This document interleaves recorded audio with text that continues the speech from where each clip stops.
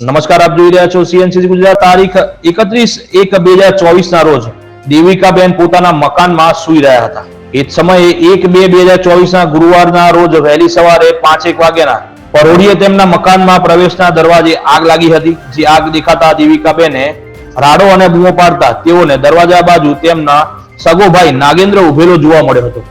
તેને તેમની બેન દેવિકાબેનને કહેલ કે તું આ ઘર છોડી જતી રહે, નહીતર જાનથી મારી નાખીશ તેમ કહી નાગેન્દ્રબેનને ગાળો બોલી તેના હાથમાં રહેલું સળગતું લાકડું દેવિકાબેન તરફ ફેંકતા તેઓ ખસી ગયા હતા ને આગ ઓલવવાનો પ્રયત્ન કરતા હતા. તે હાથની આંગળીએ સામાન્ય દાઝી ગયા હતા અને ફેંકેલા લાકડાથી ઘરમાં પણ આગ લાગી હતી. દેવિકાબેને બૂમાબૂમ કરતા તેમનો ભાઈ નાગેન્દ્ર જતો રહ્યો હતો.